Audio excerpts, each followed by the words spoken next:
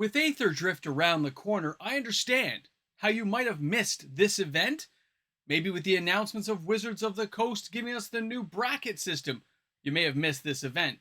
But have you been looking at what's happening with Innistrad Remastered? I'll give you a hint.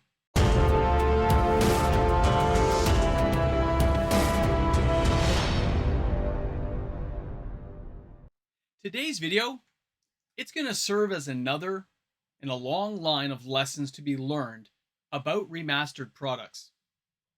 Welcome back, everyone. MTG Moxman here. Thank you again for hanging out with me on my channel today. And yes, Innistrad Remastered is still really new. It's only been like, a month since it got released? So what's going on? Where are we going with this product?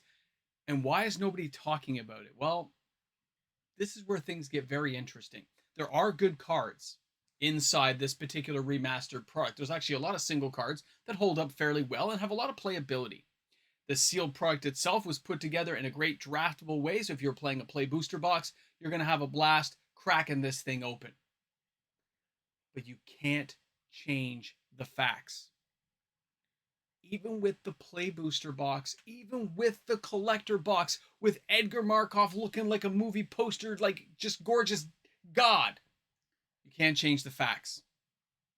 This product, it's all been done before. It's a rehash of everything we know about Innistrad. It's all a little pieces and parcels and takes and little bits of the good stuff and the bad stuff that is Innistrad put together in a product for players to enjoy. And Wizards of the Coast does this very well. But the problem that is always facing everyone with this product is what happens after it releases. Well, let's take a look at a few facts that we can't dispute. First off, let's take a look at Edgar Markov. Now, if we take a look at this card and we see the price, it's holding it around $45. It's lost $37 in the last month.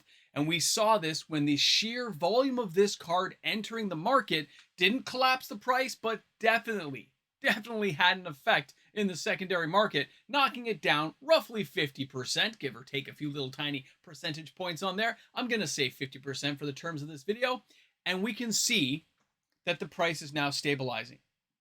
But there's still copies available everywhere. This isn't like it's a hard to get card anymore. And over the next few months, as the initial wave of shock falls over people and other players want to move these cards, you're going to see it drift lower. It's not going to collapse. It is going to drift lower. It is going to find a new floor price, which is probably going to be somewhere in the high 30s. So you're not going to see a massive devastation of value right now, but this is definitely a dent for anybody who is invested in this card and said, I'm holding on to copies. So that is a lesson there about cards that are going to be reprinted, cards that are going to come around again.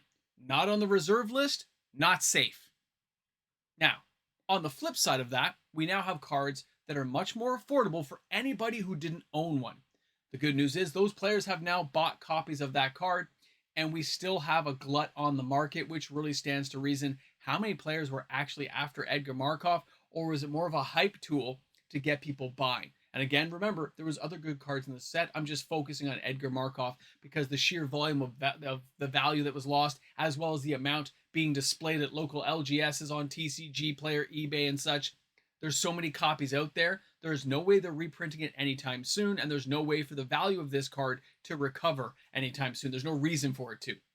There's no supply-demand issue now. There is tons of supply and not enough demand, which is why the price will continue to glide down slowly. Not going to collapse. Players won't let it go too low. Now, let's take a look at the next piece here. Let's dive into this. Here we have the amazing collector boxes. These things are sought after. I mean, locally, this thing was up to like $400 and something. Other stores had this thing sold out. Yet, we only sold a couple of copies today. Like 6. That's it. 6. It's not that many, is it? For a hot item that's only, from December? Like, it's not much, is it? Kind of weird. It's not a lot of sales, considering we heard about how popular the product was. Now, I'm going to lay this one on you as well. I'm going to lay down a hard truth.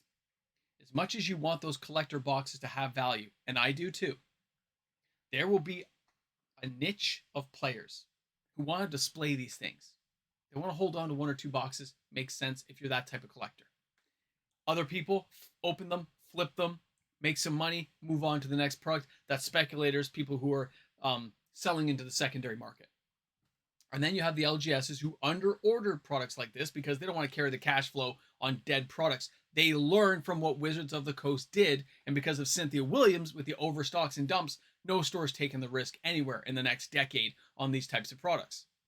So what happens now? Well, you're going to hear it's really popular. You're going to hear it's a product everyone's diving to get into, but it's not a truth. The sales tell you the truth. If there's not a lot of product moving and there's not a lot of sales in the market, now you could say, oh, it's just too hard to get. I don't believe that to be the case. Sometimes the price is not right. And if the price is not right, people don't sell it. If the price is not right, people don't buy it. I'm not willing to sell my product that I paid $450 for if it's not going for at least $600, right? So if you're selling it now for $299, $300, nobody's biting. They're like, I don't want to buy more. I already have some. What am I doing with this product? It's just sitting at my house. Why did I buy it again? It's remastered. It's just reprints, right? This is where your mind should be going. I'm not saying you can't enjoy a product and draft and have a good time. I'm not saying the cards don't look cool and awesome. But the secondary market players out there who might be holding boxes, you might want to think again. Other remastered products have already showed us what happens, and it's not likely going to change anytime soon. This, again, is a problem with these products, but we're not quite done yet. Let's get on to our next one. Now, we're taking a look at this. It is Play Booster boxes. Well, we sold 4. 4. When I recorded this, there was 4 sales. 4. 4. Not 400. Not 40. 4. I checked in locally. No packs sold. No boxes sold. At all. Today. Yesterday. By the time you're seeing this video, it's yesterday. In a week, a total of 73 packs across 42 stores. In a week.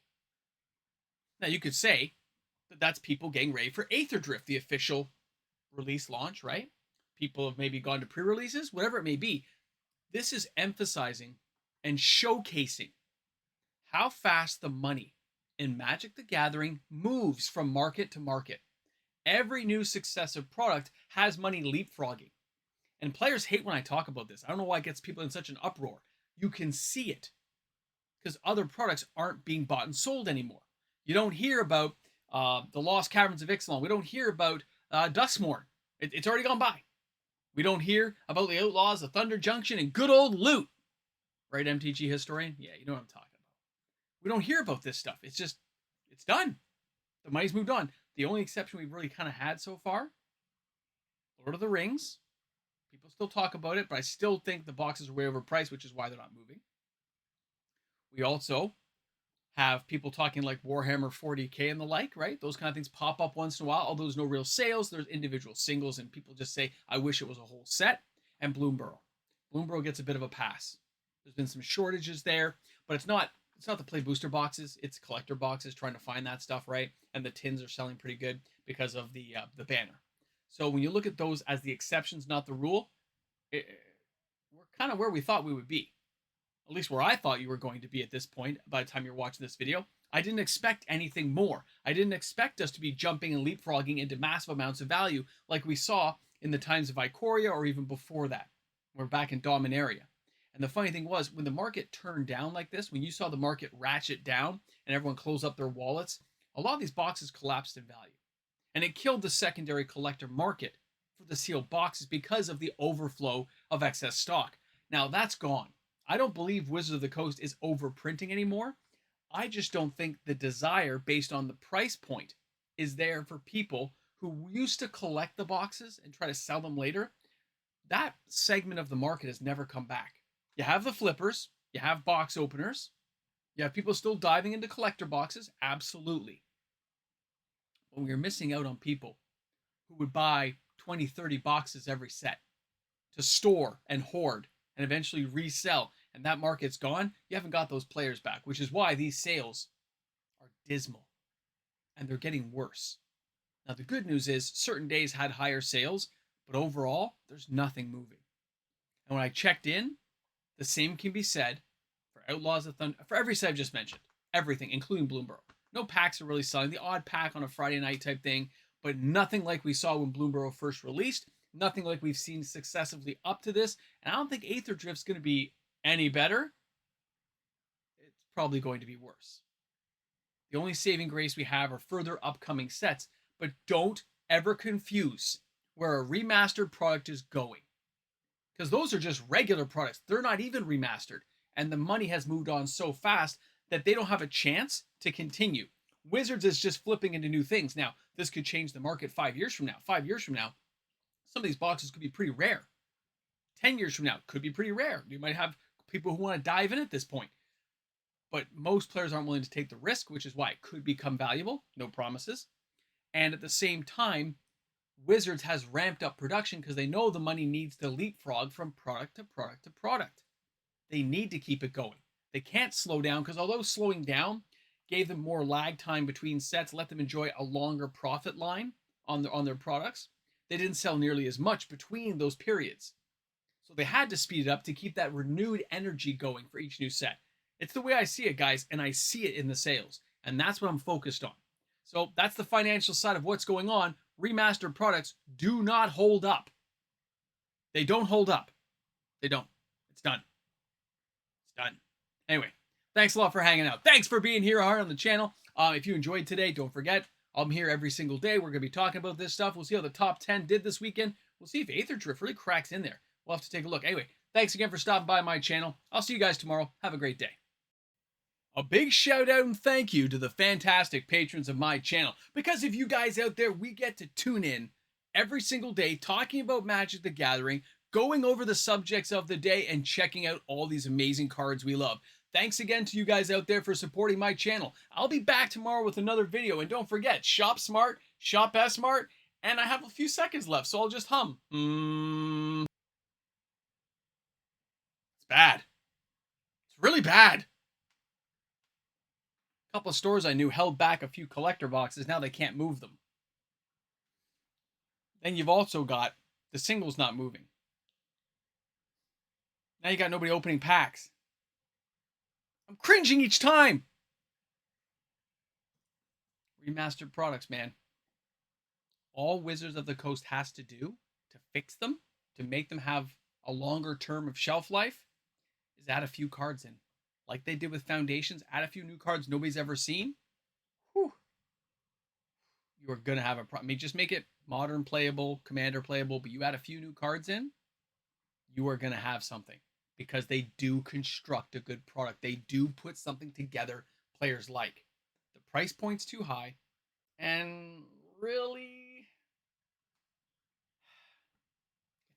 it's the price. If you lowered the price down, cut it in half, sales will go a lot higher. And they can work on volume at that point. Anyway, that's how I see it. It's an awesome day. There's a snowstorm here. It took forever to get home. And now I'm taking off to make dinner. Bye, guys. Ramble jamble.